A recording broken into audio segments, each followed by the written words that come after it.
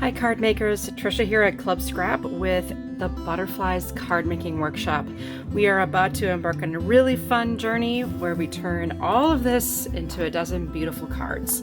So without further ado, let's set aside all the beautiful goodies that came in this Butterflies card kit. We've got some ribbons and these really sweet little appliques, some metal butterfly charms, as well as some large laser cut butterflies that are absolutely gorgeous. So we'll set this aside, and the first thing we want to do, well, of course, before we even get started, we want to make sure we have the right tools, which would be a nice guillotine-style trimmer, an accordion pocket file, which is what maybe you used if you ever took a class with me from Club Scrap. And if you don't have an accordion pocket file, I have all of the resources that you need to make one for yourself. So reach out to us at clubscrap.com and we can help make that happen. I also have a printed copy of the instructions, and these are also available online. So the first thing we want to do is just take a look at what papers we'll be trimming, and then we will sort the papers in that order to avoid errors down the road. So the first piece I want you to find is this beautiful butterfly print, and I'm going to stack that on my work surface face side down. Then I will find a craft colored plain, followed by a white plain. And then a periwinkle, which is kind of a cross between a blue and a purple, kind of like a blurple.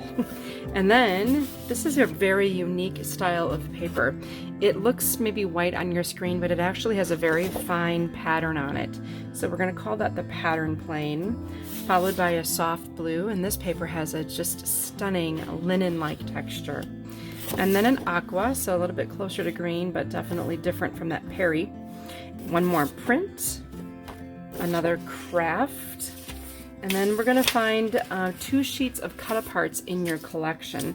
Let's take the one that has the word happiness in the upper left corner, put that face down, and then the final sheet of cut-aparts face down. Flip everything over back to the top again so that the butterfly print's on top, and let's get started with doing some trimming. Now here's an important phase of the process, and staying organized is key. So what I want you to do is every time we make a cut, let that paper pile up to the right of the trimmer blade unless I instruct you to do otherwise. We'll be also setting aside pieces of this paper that we're trimming to be scored. So let's bring that blade all the way up, and we need to determine which is the grain direction for this particular paper. So to determine the grain direction, hold the paper by one of the long edges and just study its behavior, and then fold it by a neighboring long edge and see which side has the most flexibility. Now this to me is extremely stiff. This bends very, very easily. So if you just jiggle it a little bit, you'll watch what the behavior of the paper. We want the paper placed into the trimmer so it dips easily from top to bottom, just like this here. And we'll cut at 11 1/4 and 7. Rotate the 7 by 12 so it's horizontal and cut at 10. Set this larger piece aside to be scored and place this in pocket C. Then you have this long piece here. We're going to trim that horizontally at 11. Set this larger piece aside to be scored and file this narrow strip in pocket A. Now we have this long piece here. We're going to trim that horizontally at 7. Now because of the width of this piece being so narrow, I'm going to rest the top edge of the strip along the bottom edge of this line that indicates my inch markings. Find 7 inches. Always stabilize on the clear bar and slice. The long piece, place it in pocket C. And this is a scrap technically, but I like to keep my scraps in the D pocket of my folio just for decorating potential. Okay, we're going to repeat that process now with the craft plane. So I'll hold it by the edge, study the behavior. It dips most easily top to bottom, and we'll repeat. So 11 1/4, 7. Stabilize each time. Rotate to 10. Large piece gets set aside for scoring, the smaller strip in pocket C. Then the next long strip we'll cut at 11. Set aside to be scored, pocket A. The long narrow piece left, we're going to just place it a little lower on our trimmer so we can see to cut at 7. Large piece gets filed in C, and the small one is a scrap or pocket D. Now we can do the next two pieces the exact same way. So we take the white plain, make sure it dips top to bottom, take the periwinkle. Oh, it's much more stiff that direction. This is a little bit heavier stock. So we're going to take both pieces at the same exact time and trim them the same way we did for the previous two. So we'll start with 11 1/4 again, and 7, rotate, trim at 10, set aside to be scored, file in pocket C. We're getting a routine down here now. And then this larger piece will rotate and trim horizontally at 11, score, file in A. The last two pieces, if you feel comfortable, just stack them neatly together and trim them horizontally at 7. The larger 7-inch piece goes in pocket C, and this I'll put in D for didn't use. Okay, so now I'm going to take 2 more sheets that are next in my stack. Check the dip for top to bottom on the pattern. This is that real subtle pattern. And then with that linen pale blue, check your dip going top to bottom. And we have a brand new formula here, and I'm looking at step number 2 in my instructions. You can see the names of the 4 papers we're trimming and the arrow that indicates which way the paper needs to dip most easily. So we'll cut at 9 1/2 and 6 1/4. Rotate and cut at 9.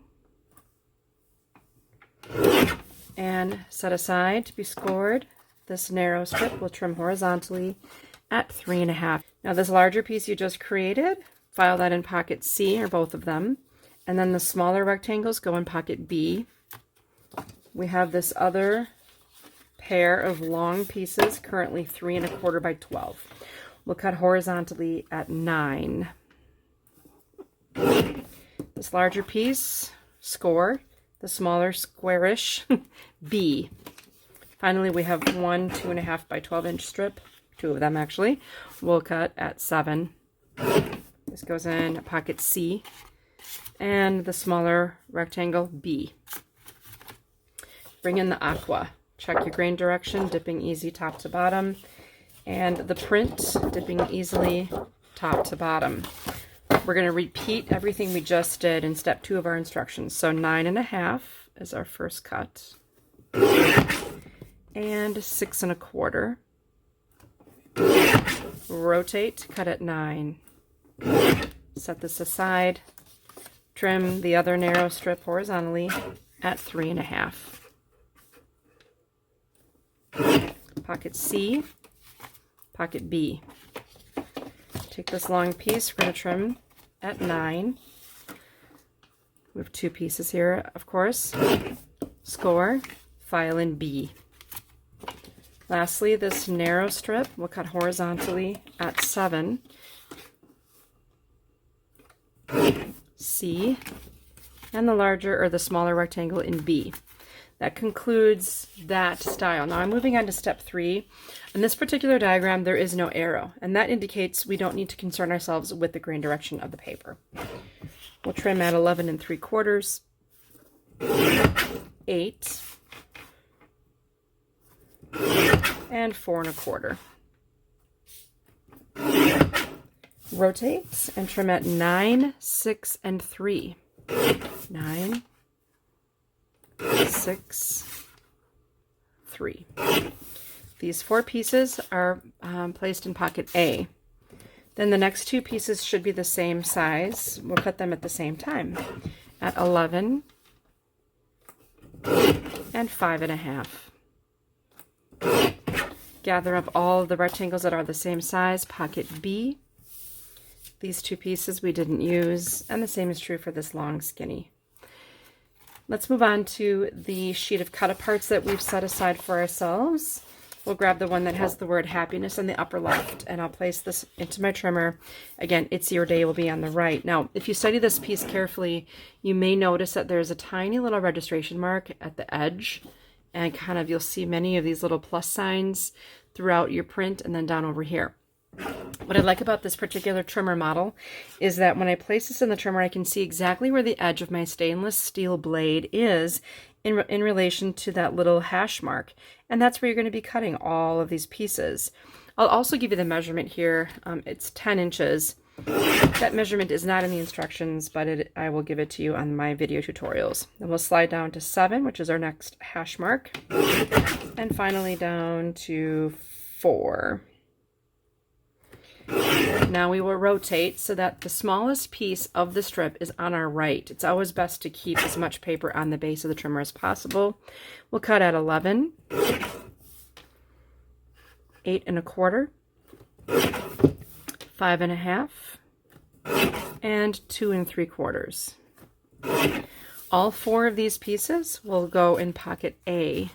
And the word beautiful, we didn't use it, but you can substitute it out for anything if you like. The next strip, I believe all of these pieces are the same size.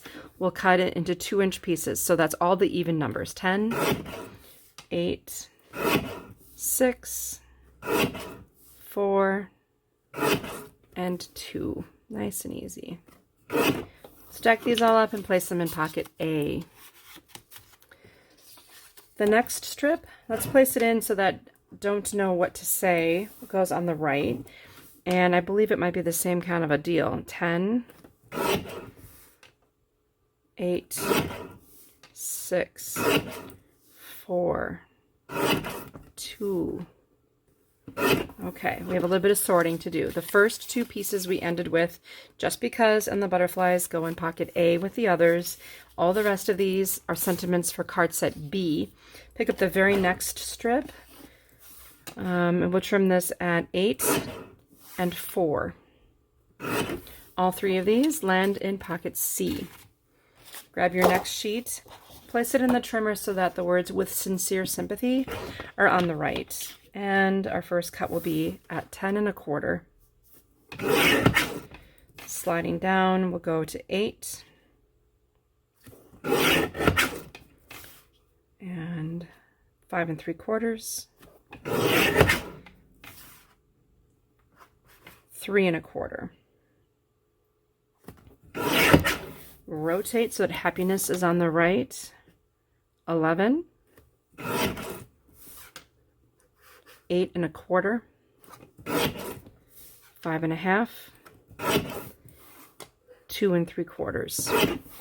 Gather up the 4 pieces that are the same size, pocket C, and happiness D. Love is on the right. 11, 8 1/4, 5 1/2, 2 3/4. All 4 of these go in pocket B, and a reminder also to pause as often as needed. I've been doing this for a really long time, so it goes pretty quickly for me. The word love, pocket D. It will go quickly for you too in no time.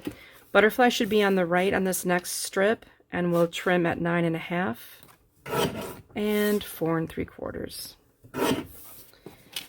These beautiful panels, pocket B, and the butterfly also used in B.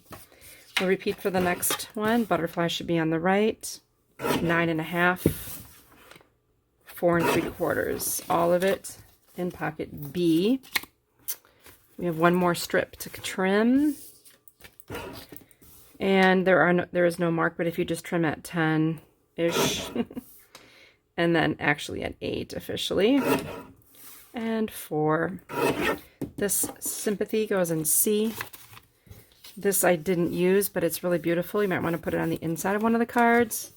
And then the 2 butterflies, both of them go in B. Now the beauty here is, it's always my goal when I'm planning these card making sessions, is to make excellent and efficient use of the paper, which, you know, to me it's kind of a miracle that you can make 12 cards out of this, just these 12 by 12 sheets of paper. And technically, these are your only scraps, which could, hypothetically, find a home quite easily on your cards. You can make banners out of these, decorative border strips, whatever you think. But, I mean, really, that's an impressive lack of scraps for the a dozen cards that we'll be making. And again, same for these. If you want to swap out any of these words, we rather than just allow this to be a scrap, we do design something for them, not to cause confusion, but to give you an opportunity to decorate further. Okay, I'll set my trimmer aside and grab my ScorPal. Then I'll sort all of the pieces that I have set aside for scoring by size. Now, since these panels are designed to work well for a workshop where I don't have access to a score board like this, these are all designed so that they don't require scoring. So if you don't have a scoreboard, don't worry about it. I'm going to take this 7x10 piece of the butterfly print and score it at 5 inches. If you don't have a ScorPal, I do love it. Just engage with the bone folder at the appropriate number and slide. And when you get really good at it, here's a tip. You can actually take 2 panels at a time. This saves you a lot of time if you're scoring in large quantities. And press firmly and score at 5. Now all 4 of those are done, and those are used in pocket C. So if you want, you can go ahead and add your card bases to that pocket. Now we have some medium-sized pieces. These are 9 by 6 1/4. They get scored horizontally at 4 1/2. And if you like, you can just take the remaining 2 at a time, 4 1/2. These are the card bases for set B. Let's begin with one of the 4 1/4 by 11s. We're going to score it horizontally at 5 1/2. And since this is a Z-fold type card style, I'm going to flip these 2 pieces bottom to top and then score at 8 1/4. For this next set, I'll do the same thing. 5 1/2, flip, 8 1/4. Now we have these narrow little pieces. These get scored in half and then in half again, just on once. So I'll score it 4 1/2.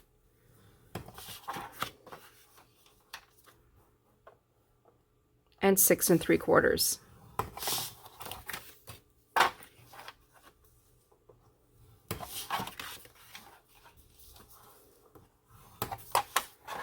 All of this is used in card set A. The next step is to take your accordion pocket file and remove everything from pocket A. And there's quite a bit in there. And also I recommend consulting your instructions. We are on page 3, which shows the card set A. And I provide a minimal amount of just visual and written guidance to help you assemble these cards. And the first step is basically dealing out everything that we have to distribute all of the pieces and interchange the colors.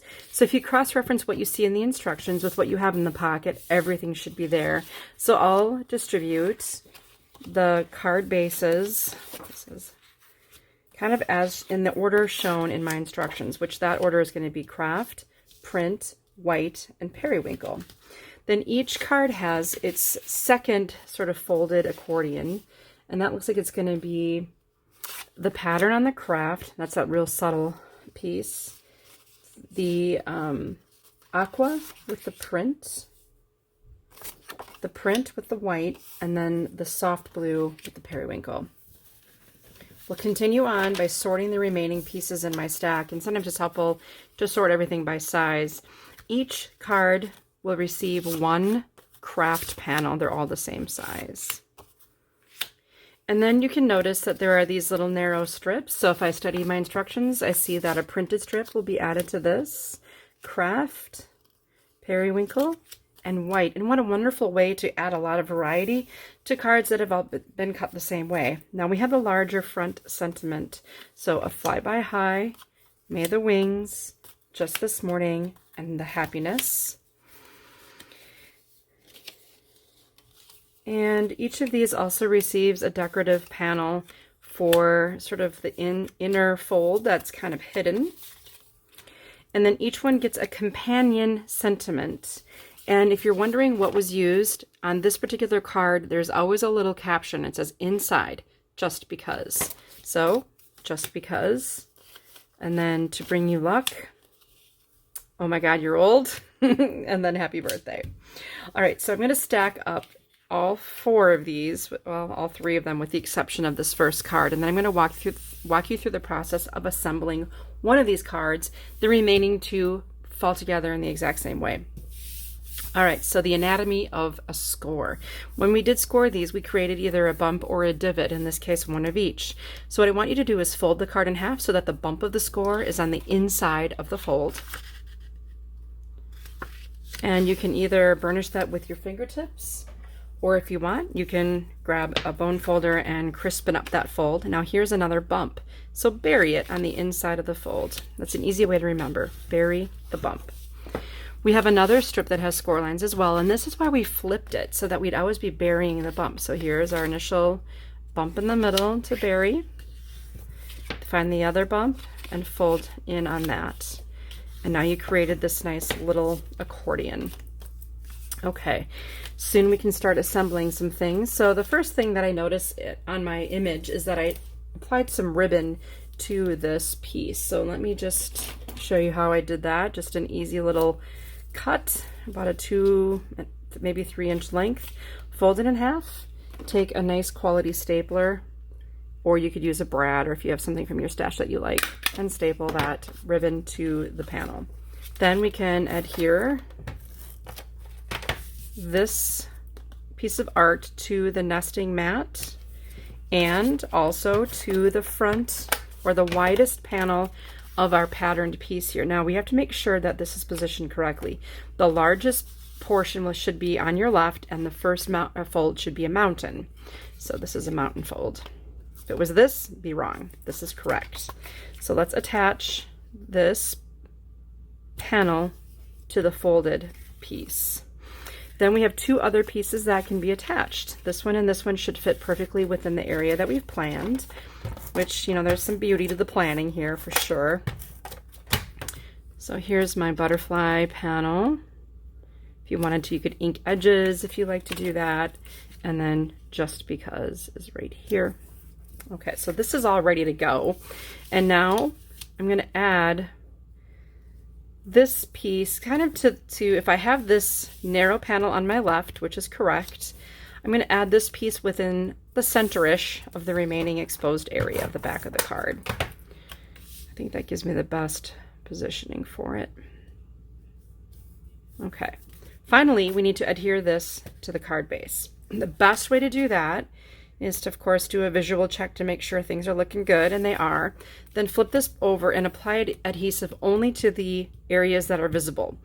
That way, everything from here to here will not have any adhesive, and therefore that will allow the card to function and not act like a postcard, which is just a flat thing. Okay, so I have adhesive only on the exposed areas, none in here. So all I have to do now is just kind of aim for the center. And I can even see on a side view that these don't overlap. They just need to be side by side, and we can center beautifully here. And now you have this gorgeous Z-fold card, just because. One last finishing touch would be to add one of these adorable, slightly sparkly, but not too sparkly, butterfly appliques. I'm using Club Scrap's bookbinding glue and a needle tip applicator, and it's my magical go-to glue for absolutely everything, whether it's fabric or plastic, paper, metal. It's wonderful for gluing absolutely anything on. It comes in a larger bottle, and I squeeze smaller amounts of it into the applicator, which is available, of course, at Club Scrap. And now I have this completely finished, and it matches my original prototype, which, let's just review the other cards in the set. We did the print. In this case, stapled some beautiful sparkly grosgrain fiber onto the panel, and then topped the staple with the applique. Here we have the white card base, and then wrapped this completely around and just tied a simple knot with another one of the butterflies. And finally, just a staple, a butterfly, and the same basic assembly. So once you master one of these, you've got it all. I'm going to take the remaining pieces that I have for set A plus my original sample, and if you'd like, go ahead and slide all of this into an envelope, the A2 size envelope, which fits this card, and that way all the pieces are there for when you go back and finish the rest. And let's move on together to card set B. Now I've emptied the contents of pocket B, and I've taken a few moments to sort everything out by size, and it's sort of a delightful, satisfying experience. It's almost like finding the edge pieces for a puzzle. I've got my inner sentiments 4 standalone butterflies, the somewhat almost square pieces for the front of each card, and then plus all these other little panels. And I'm going to sort these according to what I see on page 4 of my instructions labeled set B. So I have a patterned card base. This is going to end up being a vertical card, and then also a aqua card base, a printed, also vertical. I guess these are all vertical cards, and a soft blue. Boy, it almost looks purple now in this lighting. Okay, now each one of these will receive a craft colored panel, and this is designed to scale right in the same ratio as the card base itself. Then we distribute some narrow panels. So for this one, we're going to go with the aqua, and then the pattern, the soft blue, and the print. Again, distributing all of these colors. Each one will receive one of these really pretty butterfly panels. And then we have some rectangles. These will actually nest. So again, these are scaled to be the same. So this first one will receive a soft blue, a print, an aqua, and a pattern.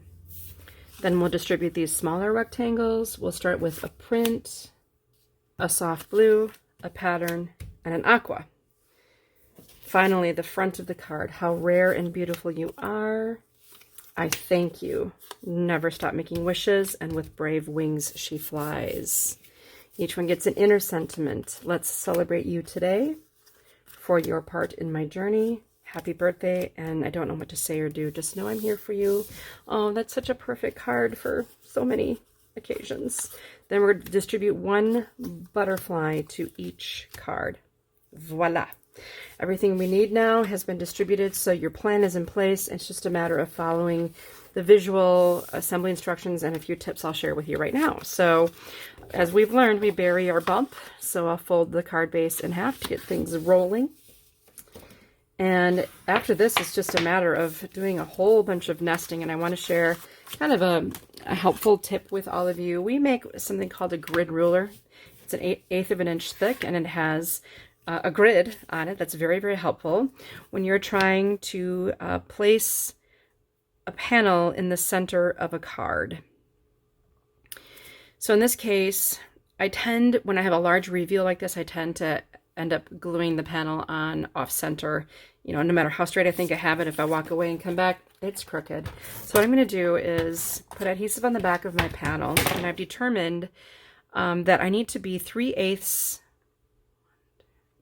of an inch from the edge of this card, and I same for this, for the top and the bottom too. So I'm using the cubes in the ruler. Each cube is 1/8 to help me find that center and find the levelness to it. Then I'll just rest my panel along the edge of the ruler, which is exactly where it needs to be. And boom, I have a beautiful straight panel on this card. It's worth learning the technique to making that happen, because you'll just be so much more pleased with the professional look of your greeting cards. This I can, because of the narrow reveal, I can pretty much visually center that. And I see that I forgot to wrap my lower panel with fiber before I attached it. Ah, nuts. Okay, so then I have a larger panel and a smaller one. So let's take our large panel and we'll place it kind of here, so I can still see the edge of this, and I'm not quite to the edge on the right, but close. Or if you want, you could do it so you're on the edge. I think I actually have it on the edge. Kind of gives it a cool look. So just a note that you may want to wait to adhere the craft color panel until you've done one of the important steps. And then how rare and beautiful you are, nests right on that.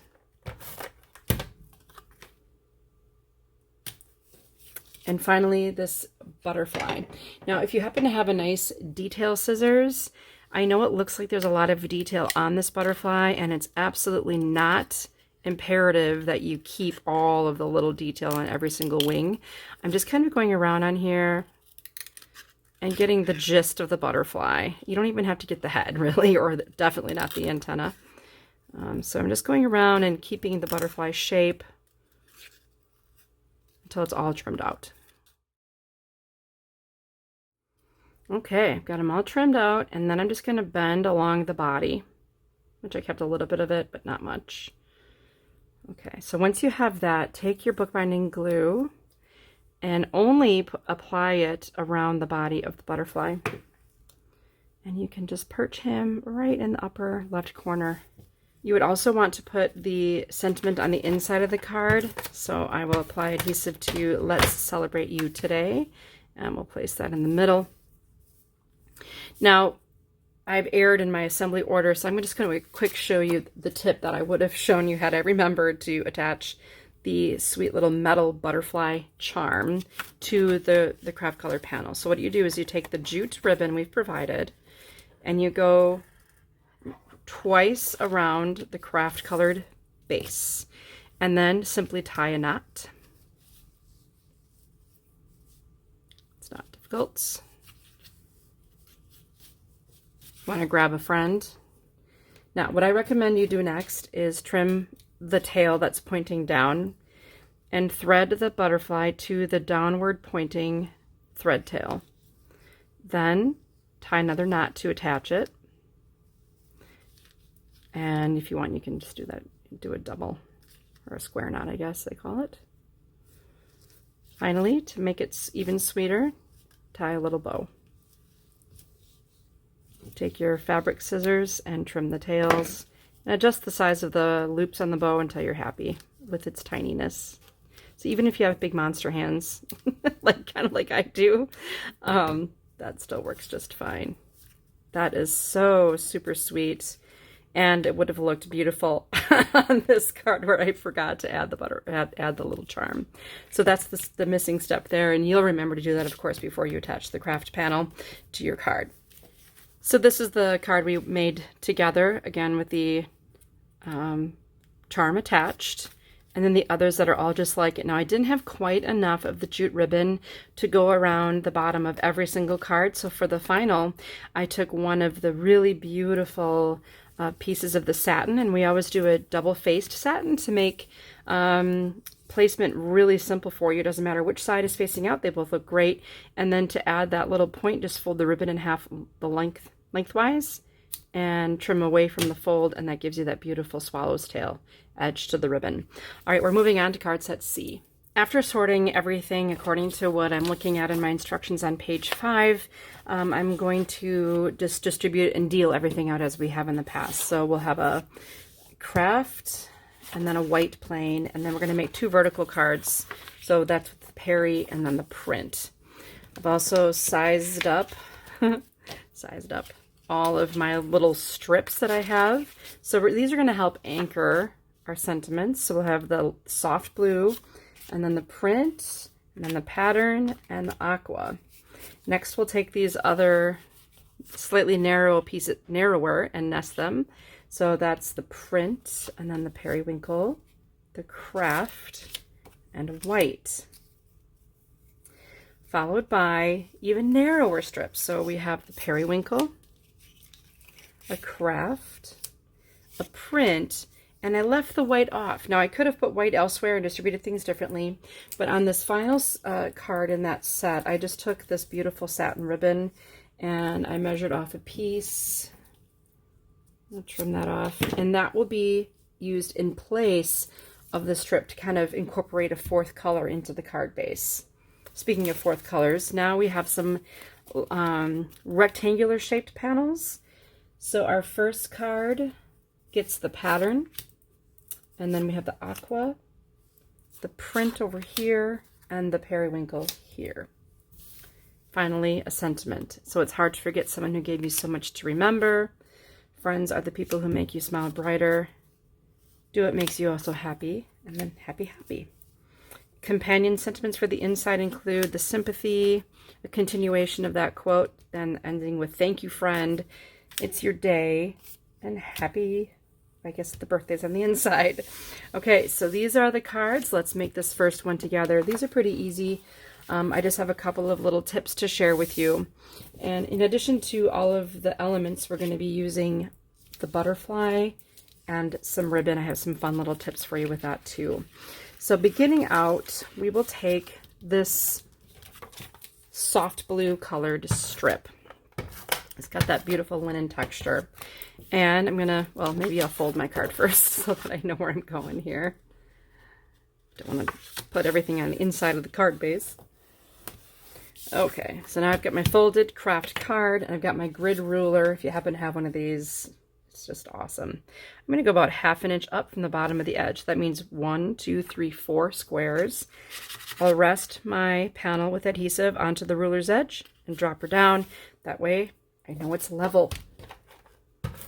Next, I'll add the nesting strip. Center that. If you wanted to use the ruler, you could. The next item that we attach is going to be the butterfly, and I will bring in my rusty trusty bookbinding glue and just go along that outer edge. What's nice is the accuracy of the application when you use this little needle tipped applicator. Works great. Keep the lid on it when you're not using it, and store the applicator face down or on its side during use. Keep the glue near the nozzle. All right, so this gets placed kind of at an, oop, I almost missed adding one more panel. Oh boy, I'm leading you astray. Leading the blind here. Sorry about that. Now we can add our prepared cut apart. It's all about order of assembly, isn't it? These cards are relatively simple, other than just keeping track of that. Okay, so now we have this panel and the sentiment that nests on it. So here's a nice simple little tip for you. I'm going to cut just at a nice angle, and then I'm going to cut at an opposing angle. To avoid adding unnecessary dimension, I'm just going to do a real simple ribbon attachment here. So fold this piece in half, a little bit off. Not a perfect fold in half, but just a slight angle. And tape the folded portion of the piece so that it sandwiches between the sentiment and the panel that we've got here.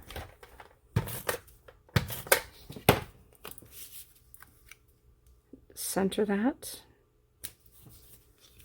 and layer that right onto the card. And what's so cool is that everything is designed to fit together so perfectly. I mean, all that trimming that we did, the few scraps that we had, and now all of these papers are being put to use on these cards. So here's a fun little tip.